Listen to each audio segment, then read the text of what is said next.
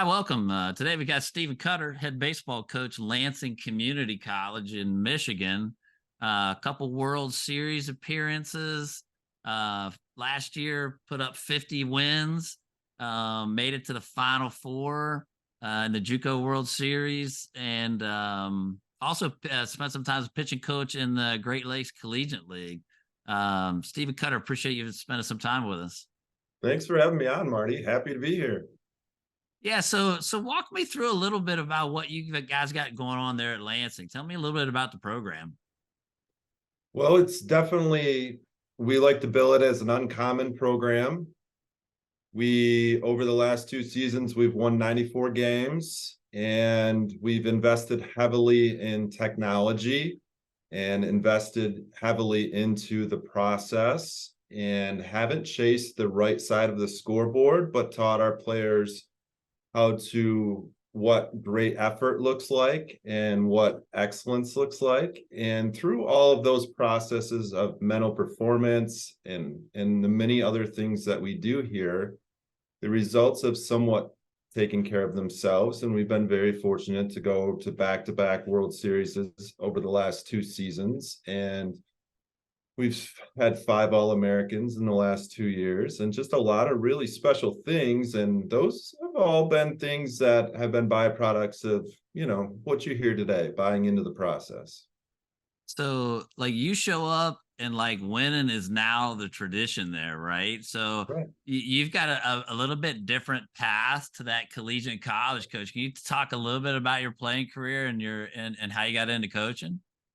Yeah, it was interesting. I certainly have taken a different path, and at times I'm happy that it worked out the way it did, because I started out as a decent high school player. I went to college to play basketball originally at the Division II level, ended up at the junior college level playing both baseball and basketball, and transferred back to the Division II level for baseball.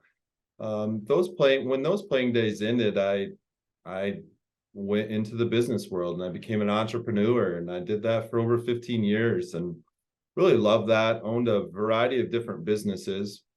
But what that actually gave me was the skill set to be able to work with people and help people improve.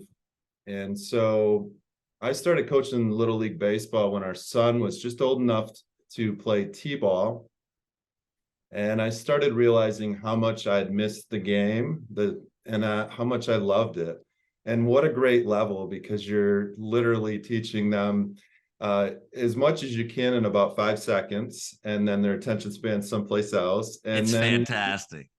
just trying to encourage them about how good the ice cream is going to be if they run hard the first base, after that. So but that's kind of where the bug got me, and I just started working from there, transitioning out of the business world and getting into the coaching world. And really at that point, I had no idea what kind of journey that was going to look like. And I certainly did not realize the costs and how hard it was going to be at that point. But it's a blessing to be here at Lansing, and it's certainly been an uncommon road. Yeah, so you show up, COVID hits, you guys are winning. Can you talk a little bit about those initial years and kind of building your team? Yes. So we're going into our 3rd season right now. So when we were hired in 2021, in August of 2021, our roster was pretty much depleted. COVID had run a number on it. The season before had a lot of players left. With the coaching change, which happens all across America, players leave just because of the uncertainty. And so we had a very small roster. We had a roster of 27 players, and we had to start building a belief system on day one. And really, we feel like the only way to build a belief system is by continually teaching it, but then also building trust. And then after we build the trust between the player and coach relationships, what forms is love. And when you have love that's built through trust and that belief system, kids will pretty much do anything that's required of them, and so that's where we started. We didn't have a lot of things. We didn't have technology. We didn't have uniforms. There's stories floating out there that we started with 11 baseballs, and that is actually a true story. Um, so we didn't have enough baseballs for our players to play catch with when on our first day of practice when we started. So long story short, that was the beginning of the process. So those guys are special guys then, right? You'll always remember those guys who were the building blocks of that program, who now guys stand on their shoulders, right? As you put together the World Series runs and the good records. Yeah, and I think that's normal, and that's what you want is having alumni that really bought into a belief system and bought into a program, and at the end of the day, I'm wasn't really, after our second World Series, I was really thinking about it quite a bit, and we would teach don't play for the name on the back, play for the name on the front, and we started transitioning that a little bit, and we flipped it on its script in our second season as we were making our World Series run, and we really taught them to play for each other, because it wouldn't matter so much if their jersey color changed. They loved each other so much that it didn't matter what uniform they were wearing. They were playing for each other, and that is part of the process too. And so when you can get that, you have some really special environments, and you also attract some really special kids, because the success we've had, there's a lot of clues that have been left, and people see that and they want to be a part of that. So talk about the JUCO recruiting world, what the rules are, how it's different from the NCAA, big manuals full of all sorts of contact rules. There's calendars, there's all sorts of things. Can you talk about from a JUCO standpoint what some of the key rules are, or what some of the differences are? Yeah, I mean, I think you'll hear a lot of different things. I hold up this piece of paper, and for the most part, most of the rules would fit on here. The junior college level does have rules, but it's nothing compared to the NCAA level rules. We're allowed to have kids practice with us, and so that's something that you do see happen as long as they're a junior in high school. You will see that kind of stuff happen. It's a great way for us to be able to evaluate talent and compare it to maybe what we have on our team right now, and so with the rules, they're just there's not as many of them, and so for us, we're not necessarily out looking for freshmen or sophomores in high school, because for the most part, most freshmen and sophomores in high school are looking to go to the NCAA level. And the transfer portals pretty much changed everything in recruiting, and we could spend a long time talking about that, because we see effects from it as well, and the effects we see from it are really good. But then as we're recruiting, we're also seeing the effects on the juniors and seniors in high school right now, and a large reason they're being affected is the transfer portal.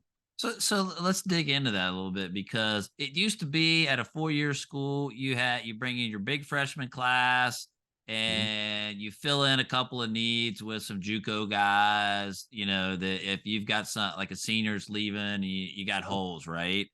Now Mhm. you add the portal, and now everybody's process. It's not just I'm just filling holes. It's hey, I've got this whole world out there, and now the JUCO guys just become kind of part of that world, right? As opposed to just this way of filling needs.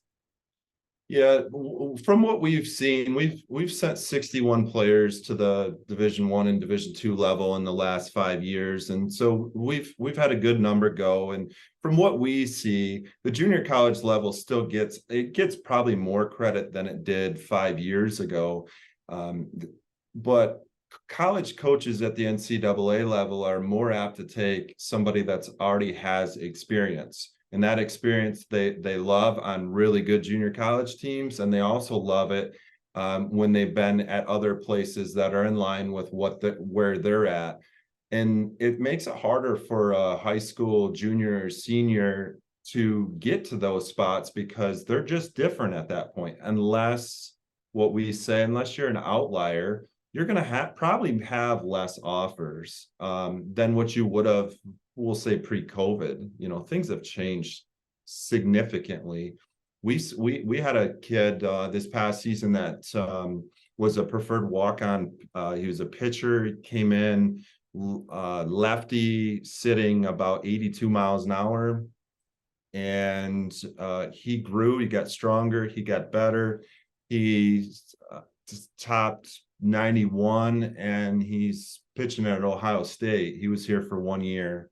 That's kind of what development looks like. And, you know, that's the good stories about junior college, and how if you're not quite getting those offers that maybe people are telling you should be getting, or maybe that you feel like you should be getting, junior college, if you go to the right spots, it's a really good bet on yourself. So I've even seen it like from a funding standpoint. So you mentioned like the time frame or the portals kind of open up options. I even see, I think the D1 schools are now, they're not like throwing all their money up front, right? So they're holding money back because you never know who's going to hit the portal. So it's really, you can get money later in the game now. Yes, and we do that to some extent as well. We'll get a number of what we call kickbacks, Division I kickbacks, reaching out after they played their fall wherever it was, and it just wasn't what they thought it was going to be for whatever reason. And then we kind of got to go through that whole process of testing and mindsets and stress and anxiety and all this stuff, and kind of see where they stack up, because talent wise, most of them are pretty awfully talented, but there's more to the story. So we got to kind of do a lot of homework and then figure out if they're going to be a good fit into our team in January.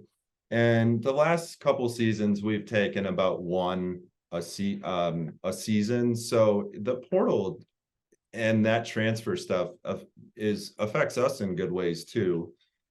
Just creates a lot more work as well.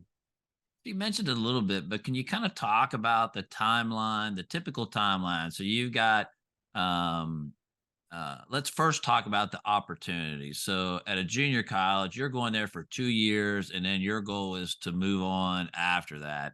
But there are opportunities based on your academic eligibility coming in as a freshman. You could go 1 year, you could go 2 years. Can you talk a little bit about what the options that it really brings, and even the draft that a JUCO offers? Yes. So, you know, when you think of junior college, you think of two years, but that's not always the case. And it's in a program like ours, and in some of the other really good, strong programs, what you'll see is guys that come in and develop, and they're out in 1 season. And at the end of the day, that's what we're here for. We're not here to win games. We're here to help them get better and move on, whether that's in life or at the 4-year level. And so you'll see kids come in and they'll be here for 1 season. You'll see kids come in and be here for 2. And then there's also kids that we recruit that for whatever reason, they're just not quite ready, but they've got some tools. And we believe after 1 season, we'll redshirt them when they come in, and our red shirts are able to do everything with our team except play games. So they take part in the mental performance. They take part in the strength and conditioning, the speed work. They get all the registered dietitian notes. They get everything. And so in 1 season, they grow a ton because they know they're around the environment. They know what things look like, and they start developing. And by the time they're coming into their 2nd year, they'll be a true freshman athletically. And then our goal is to get them out after that freshman year, so they'll still have 3 years at the NCAA level. So that's kind of how we run our process. And with the redshirt availability, That does come into play. Last season, we had 6 red shirts on our roster. I couldn't tell you how many red shirts we'll have on our roster this year because we haven't quite got started yet. We start tomorrow, but that's a process, and you just kind of see where people are at. With the amount of competition that we play in our fall season, we're mainly playing a lot of Division I and NCAA teams. Our guys kind of get a firsthand look of what it looks like, and our sophomores all know what it looks like, but our freshmen or transfers in, some of them don't really have that idea yet. So we had we had 2 situations last season where we started our spring trip in February. So the season had just got started, and we showed up to one of our first games, and we were playing the team that had won the national championship and beat us in the World Series the season before. And we had a player come up and said, "I'm not ready to play against this type of competition. Can I please be redshirted?"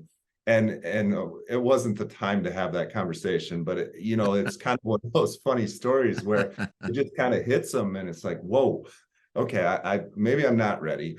And so when you're at the junior college level, if you make those realizations and you're at a good spot, it's still okay because you're still going to grow. You're not going to be just a number. You're not going to get put in a corner. You're not going to, you can't travel. You can't be around the team. It's a really good spot to continue to grow. And if you're willing to bet on yourself and you believe in the process here, you're going to get better, and that next season you're going to know a lot more of the things that you didn't know when you came in. So that process looks different for every kid, and we'll get kids that are here for 2, and we'll have some that are going to be here potentially for 3, and we'll have some that are one and done. And if they're one and done, we're high-fiving them because we know that they're going to a good spot and it's going to be a good fit for them. So I think most high school kids they understand the high school recruiting process, or we're trying to help them figure that out, right? Yeah. At a JUCO, I'm going to do that process again. Can you talk a little bit about the timing? I don't think people understand what happens in the fall at a junior college with the schedule you play, and how heavily a lot of the recruiting happens during that fall time period for junior colleges, or if that's your experience. Can you kind of help people understand that? Yeah, so we'll start this year. We start on August 10th, and our season will go to just before Christmas. You're going to be able to play 14 different dates, and so you could get as many as 28 games in the fall, or what are known as scrimmages. And you're really allowed to play up to that 28, and you could go anywhere in the country and play as long as your college's budget supported that. And so you're practicing, you're playing. It's a true competition, but it's more of a competition amongst your teammates than it is the teams that you're scrimmaging or anything else. Fall here is 100% about development, and everything that we do goes back into the idea of, is this going to make our players better? And if we're doing something that doesn't make our team and our players better, then we scrap it and we move on to something else. And so our fall will go until before Christmas, and then we'll shut down. They'll have about a month off.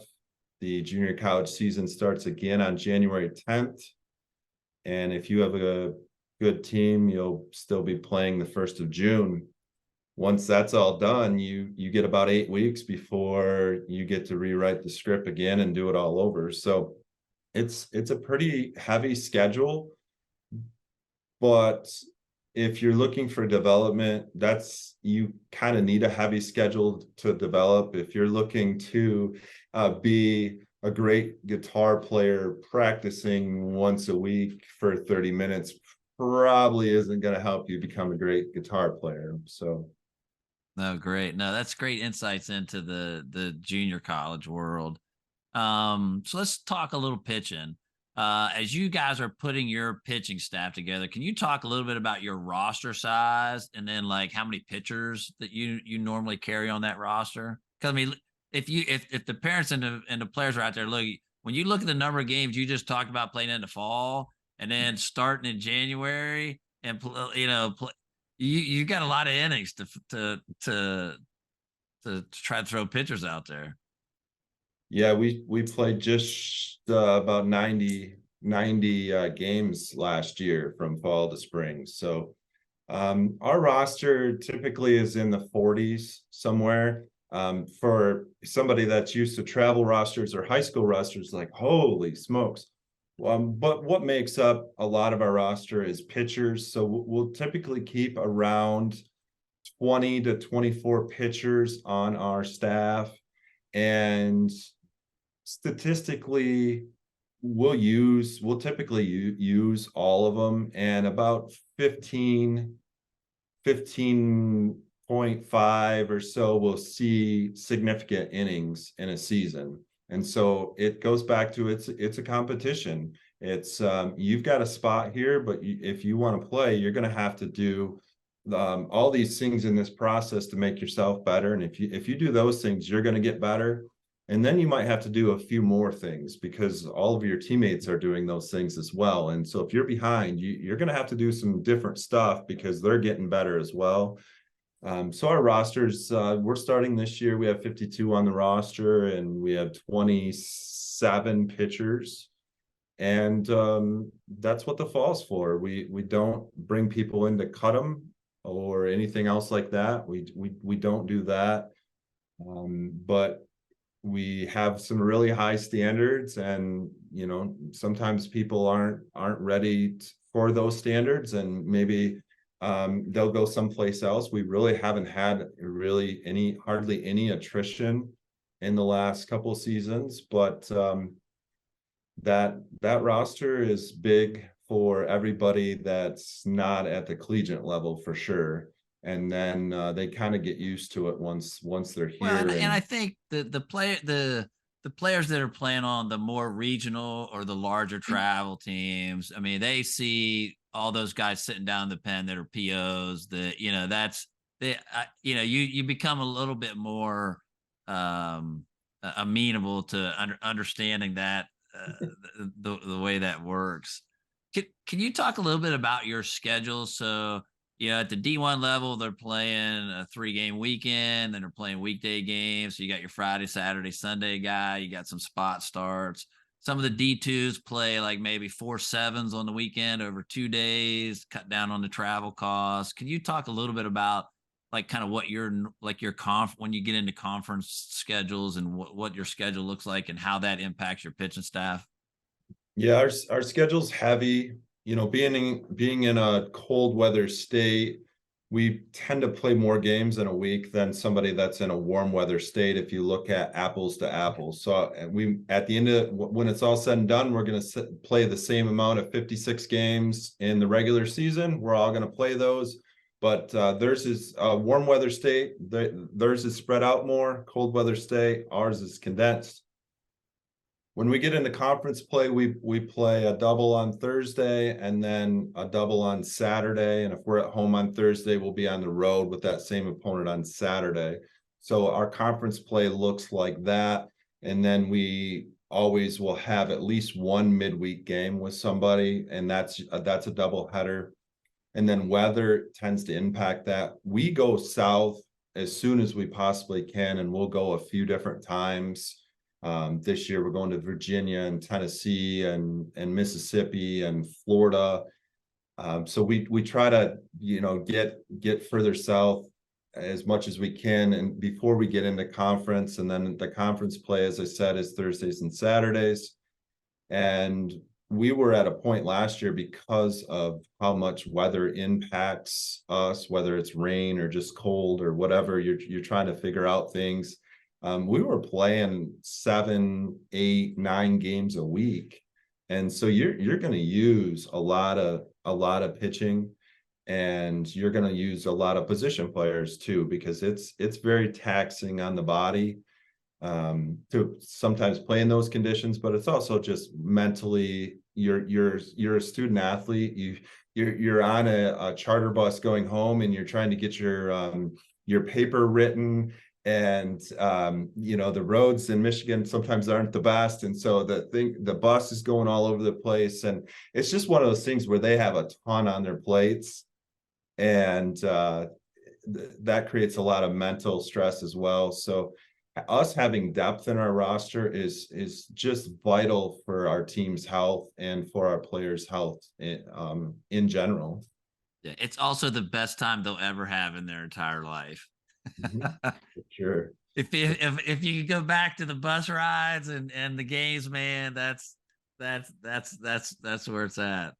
Yep. That's So talk a little bit about scholarships at the JUCO level. I don't think a lot of people understand the organization within the junior college. There's different levels within your junior colleges, and what opportunities you have, and then maybe talk a little bit about funding, because like you can have as many scholarships as you want, but whether you're funded or not is a big question that parents need to probably ask.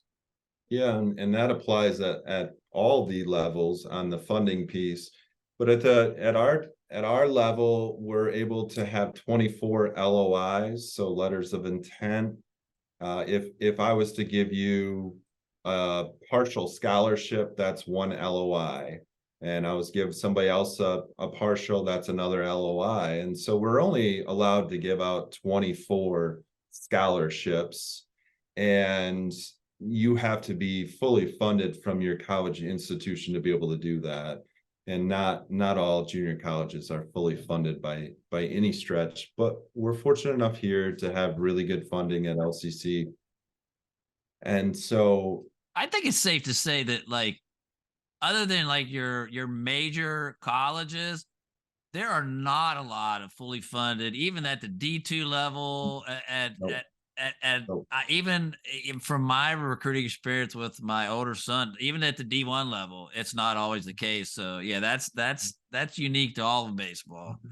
Yeah, it's a great point, and I'm pretty sure a lot of people don't really understand that piece of it. So yeah, that's where we're at with scholarships.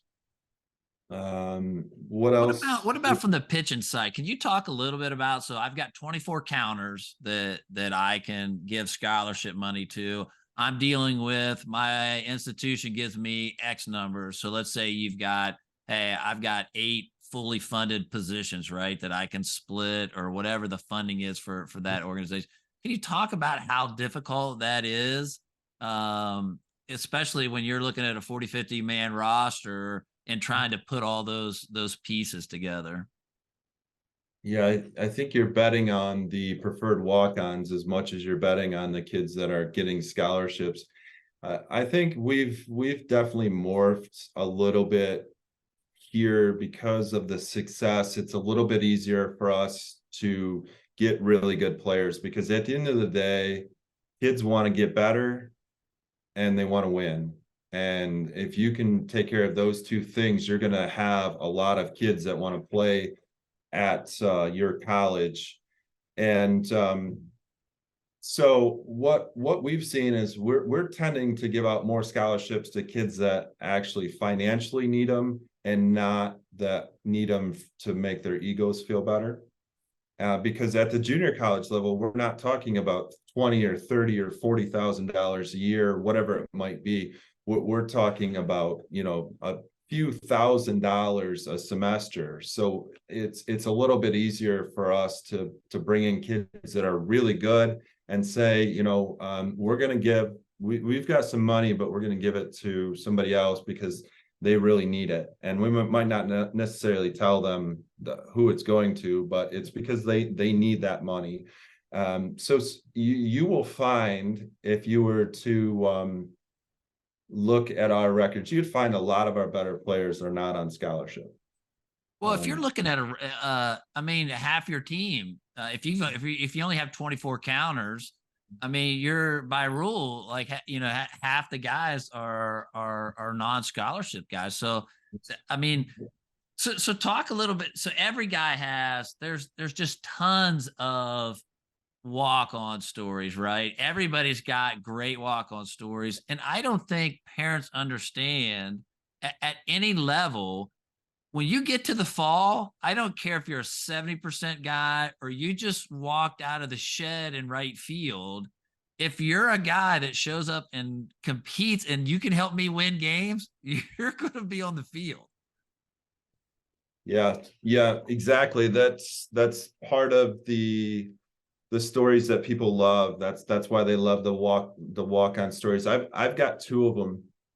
First one, our first year here, I mentioned we had a small roster. We held open tryouts for any students on campus to come to a tryout at our facility. We needed bodies and we needed them badly.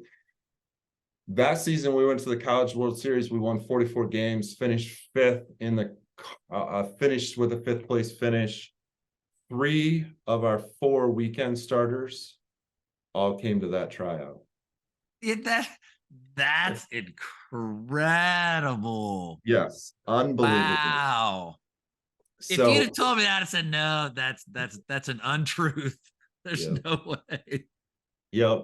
So anything is possible. And then, you know, like you said, on a bigger roster, you're gonna have a lot of people that are not on scholarship. We had a kid come in last year, a pitcher, and he wasn't blowing anybody's doors off by any stretch. He's topping out 82 or 83, and just really got bigger, got stronger, bought into the process, really, really bought into the mental stuff. And nobody was knocking on his door in the fall because he was just another one of those guys. He didn't know what he didn't know, but he got better and he got better. And then the next thing you know, he's our number 2 starting pitcher, and he's being recruited by Division I's across the country. And he only ends up here for 1 season. He didn't get $1 of scholarship money from us, and he's pitching in the Big Ten now. And that's what it looks like, and that's the beauty of junior college baseball. Bet on yourself, man. Yeah, for sure. So what? So normally, like D2, D1, they've got maybe 9 to 12 freshmen coming in a freshman class. At a junior college, you're turning over every year. So Yes. what's a freshman class look like, and how many of those are pitchers then? Yeah, freshman class. Well, this year's freshman class, we have 26. So Yeah, that's it, crazy. it, That it's that man, that's a big ask. It just dawned on me. I never thought about the numbers there that are every year that you gotta go get. Wow. Wow, that's difficult. so typically numbers are going to fluctuate a little bit on how many pitchers there is in that class, and or how many position players there are in that class. And we still get a lot of two ways as well. That's one of those things that we didn't necessarily touch on, but the two-way piece, a lot of kids come out of high school and they're pretty good at pitching, and they're pretty good at maybe positionally as well, or hitting. And so they still have those options here, but the it varies, but it's typically about 50-50, about 13 pitchers, about 13 position players this year. And that's a pretty average number. But yeah, you're turning that over every year. And so you really have to invest in your freshmen so that the next year they are that much further ahead and can help you coach, because we really try hard here to have a coach-fed, player-led style team. And so for those players to lead, they can lead as freshmen if they're ready, but for those players to lead, they really have to understand the processes and what the standards are and what those expectations look like. And if we do a good enough job when they're freshmen, we've got 25 that are ready to lead on day one. And then hopefully we've got another 25, 26 that are ready to lead by the time the doors open in January and our regular season starts. Can you talk a little bit about your recruiting area? When I talk with guys, at least younger guys, like they start naming schools like all over the country and stuff. And And I tell them, hey, go look at rosters. If you look at rosters, other than like your Power Five guys, most guys are going to school within about 3 to 6 hours of where they're living.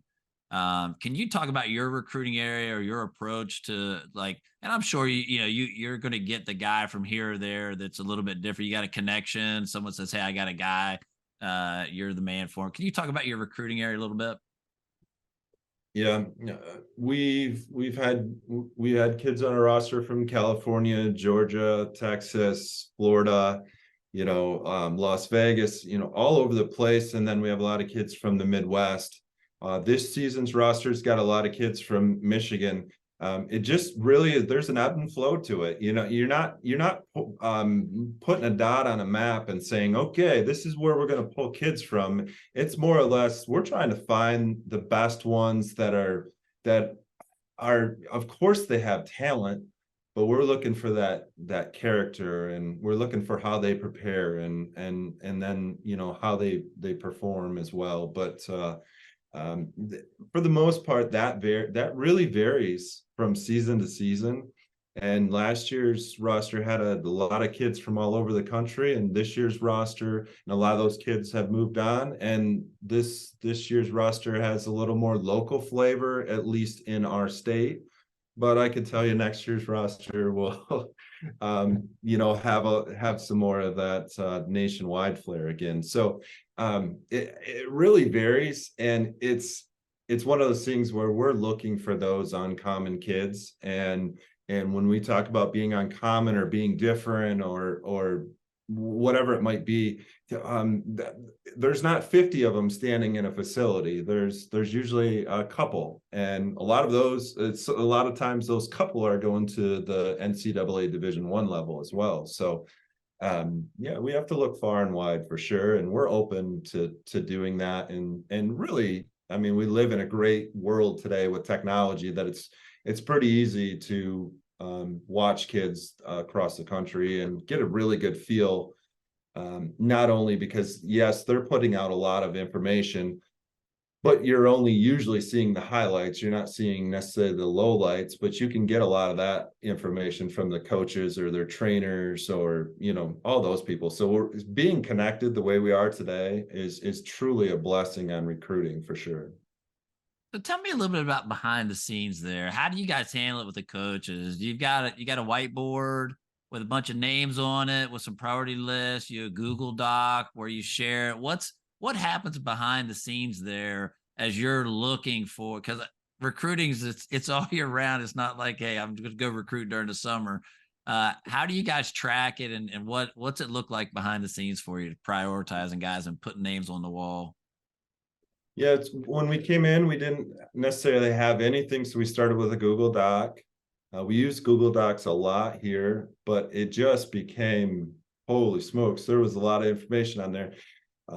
Fortunately, through our athletic department, we have software. We use ARMS technology here, so that helps with all of our recruiting. All of our recruits, if they're interested, if they send me a text or an email, or a recruiting coordinator a text or an email, we typically won't even respond. We'll just hit them with the link, and they go in, fill out all the information, and it goes into our system, and we can populate it from catchers to 24s, 25s, 20s, whatever it might be. Slice and dice it.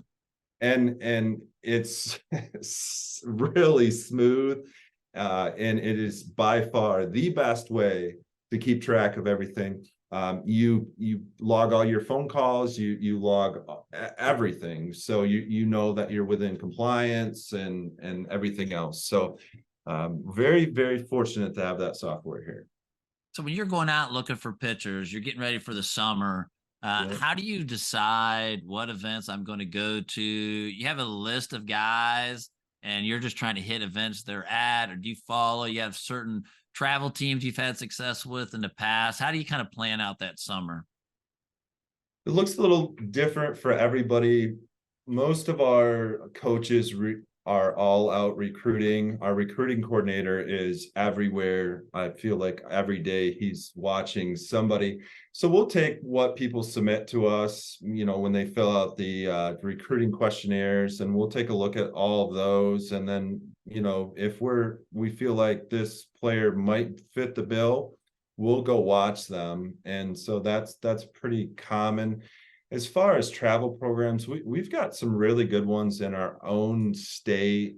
We tend to really try to use them as much as we can. We have the Motor City Hit Dogs, we have the USA Prime and SOA, and we use things like PBR and Perfect Game. And you would be hard pressed not to be able to find a travel game going on somewhere at a baseball field in our state in the summertime. And that's the same way throughout the Midwest and across the country. So we're constantly going around looking for outliers, looking for kids that aren't getting the offers that they wanted to get, or they wanted to get out of high school, and or maybe haven't gotten yet. And that's kind of how we get the foot in the door. And then we sell things by just having really good communication, and success really helps that communication piece too. I bet it does. I bet a couple World Series appearances doesn't hurt that at all. So let's talk about the pitching side. Like, Mhm. are there certain body types that you're looking at, or when you're saying looking for something that's different, what do you mean by that from in the pitcher's world when you're going out to see guys? Well, I used to, and I still believe this, baseball is the greatest sport in the world because you don't have to be a certain size to play the game and play it really well. And that still holds true. If you look at pitching rosters across the country at the Division I level, you're going to see a lot of guys that look like basketball players at this point. Um, and so things have changed on the pitching side. That doesn't mean that if you're 5'7" or 5'6" that you're not going to have a chance, because you will. But you at that height, you somewhat become an outlier yourself at that point. So our pitchers are usually over 6 foot, and we're not necessarily going out there with a tape measure in the summer, and we're not necessarily buying everything that's sold on somebody's site that there's 6'6" or whatever. We looked at a catcher this past season that he had 6'1" on his bio, and our coach that was there is 5'7", and they were the same height. So so Yeah. so it's not necessarily, we're looking for kids that are projectable. Projectable is one of those words that it's in the eye of the beholder. We have a pretty good idea of what we're looking for, and like I say, it's a little bit different. But if they've got a frame that we can add to, we've shown with our strength and conditioning and our in-body and the different things that we do, that we can get them a lot stronger and start changing them physically. We know it's easier for us to get kids out if they've got those frames that are projectable, for sure, because at the end of the day, that's what we're trying to do. But like I said, it doesn't mean that if you're 5'8" or whatever, that you can't play here, because it's more about what's in here than what's up here. So What about velocity? I always ask coaches. I get a lot of different answers, and it's I know to play the velocities are different. So I always ask the question from the standpoint of: is there a minimum velocity or a floor that will get you to come watch a kid play? Because that's really the key, right? I see a list. I get a PBR list from the showcase. It's got list of velo guys. How far down there are you going to at least watch to say, hey, maybe this guy's an option, maybe he's not? What's kind of the minimum that gets you to go see a kid? well, our first year here, when we were building everything, that first World Series run, I think we had guys that were topping 77. So we were taking, if you could throw the ball and it could get over that 17 inches, we were somewhat interested. As things have gotten better, we're righties pretty much got to be sitting 85 and lefties sitting 83. And we're not talking about touching 85 one time, but we're talking about sitting 85 and lefties sitting 83 will get us to go watch. And then there's a lot more that goes into that process beyond just their velocity. We love to see them struggle. We love to see them fail. We like to see how they respond. We like to see how they interact with their teammates, how they interact with their coaches. So We're talk about watching. that a little bit. Tell me a story about a kid you saw and you got the wrong. They ended up on the wrong side of that coin. They faced some adversity, or you saw some things. You don't have to name names, but like, can you tell some stories about that? Where Yeah, you went, nope, nope, we not were this guy. yeah, we were watching a kid this year that is a 2024, and he's got some really good velocity. You look at his profile, it's really solid numbers. It's got a great frame, and we went and watched him a couple times. And the first time we were pretty disappointed because he didn't pitch as well as what he thought he should have, and he responded horribly with the failure. And so we kind of gave him a little grace and thought, well, maybe it's just a one-time thing. We saw him about a month later at a different thing.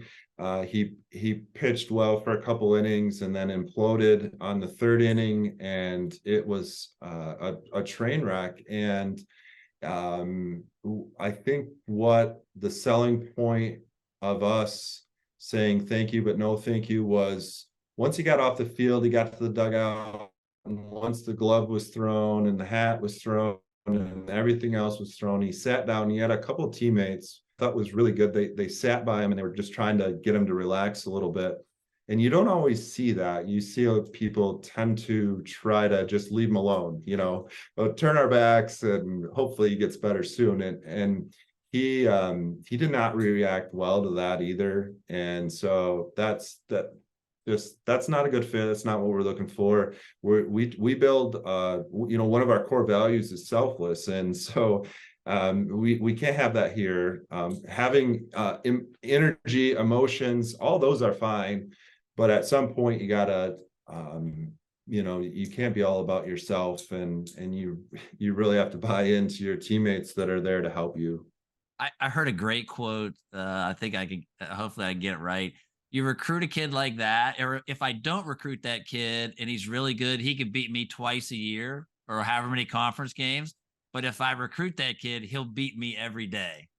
Yeah, yeah, I've heard that as well, and it's fitting, very fitting.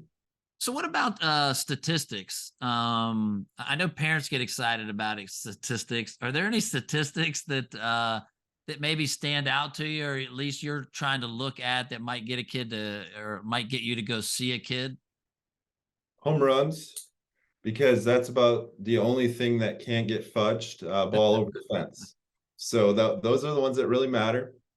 A lot of the other ones are skewed one way, shape, or form. It's not like necessarily people are trying to do that, but yeah, we're looking for home runs and doubles and on base percentages and things like that. But we also understand those numbers outside of the home runs. And on the pitching side, it's really two things: strikeouts and walks. And those are also two things that have a hard time getting skewed. Everything else doesn't matter so much to us. So those are the numbers that it comes down to. Sure. So you get some guys that come in, right? And they're you got one guy that's holding a bag of plyo balls, one guy's holding a connection ball from the Florida baseball ranch, one guy brings his core velocity belt.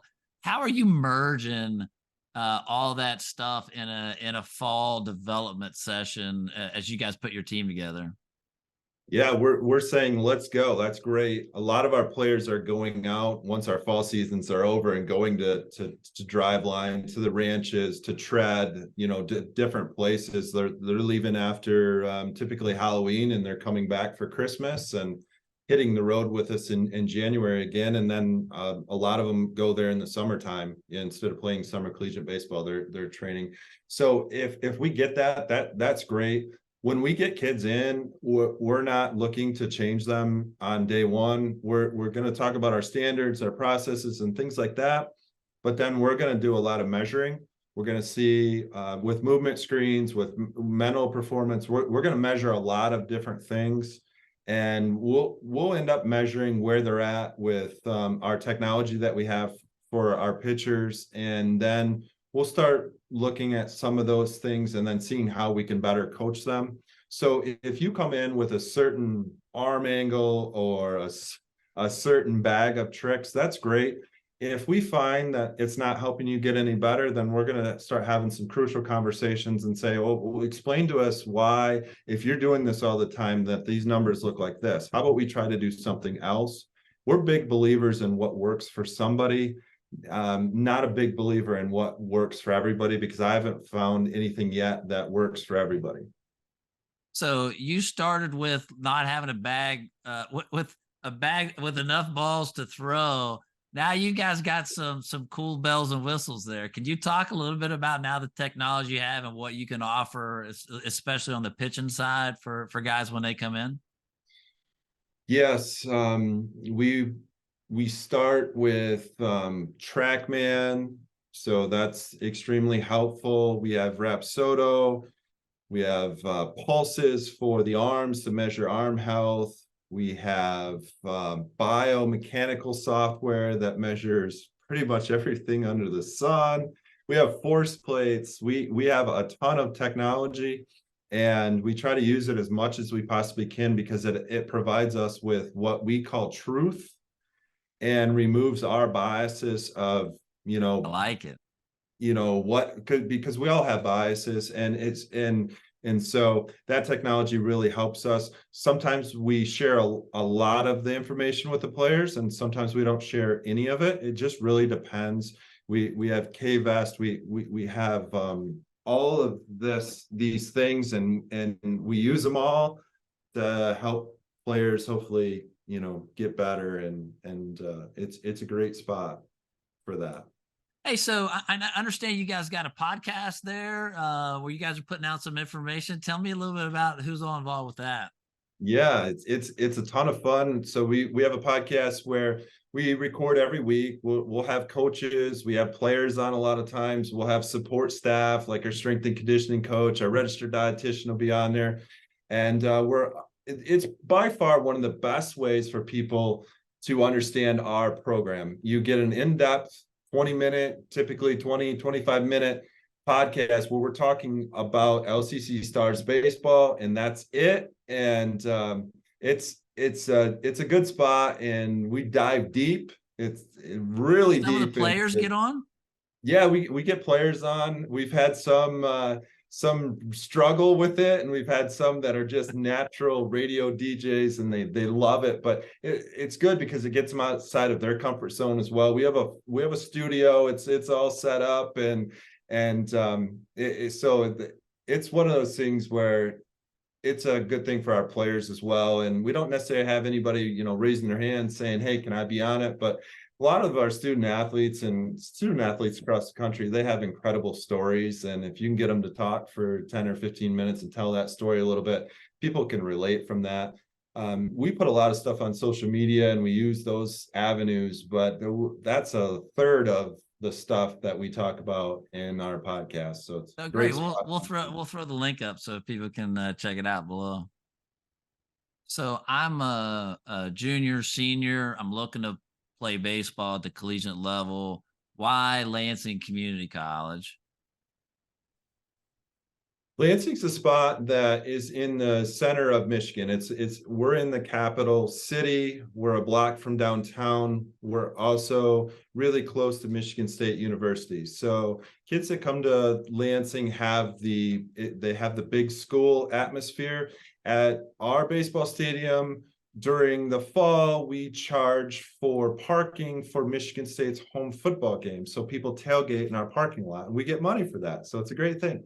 And so you're really close. You can walk to a Michigan State football game or a basketball or whatever. So you get that big school experience in the small towns. And it's one of those places that it's got a little bit for everybody. If you're into hunting or fishing, you're within 10 minutes of that. And if you're into the big city stuff, it's obviously right here. A lot of it comes down to winning. Kids want to win. They want to be loved, but they want to win at the end of the day because they know that helps them. And college coaches that are recruiting junior college kids, it's the same thing. They want to bring in kids that win because winning's contagious and so is losing. And you can bring in a really great kid that's lost a lot. And I tell you what, when he's around winners, he can infect them just because that's what he knows, and doesn't matter his talent level. So that winning piece is by far one of the biggest things. We have an indoor facility that's got a lot of our technology in it, but then our stadium, we have all the technology there as well. So we have a indoor facility. We've got 9 cages. We've got a full infield. You need that kind of stuff when it's snowing out in December and January. So we have that. We have a great stadium, and we have a large community support here. We have people that tailgate before our games. They feed the umpires, which really helps the calls and stuff for us. So that's helpful.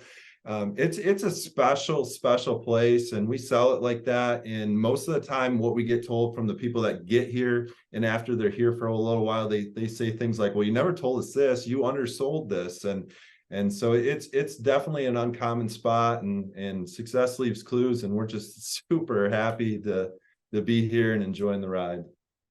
Stephen Cutter, head baseball coach, got something special going there in Lansing, Michigan at the community college. Appreciate your time with us today. Thank you, Marty. I've enjoyed it.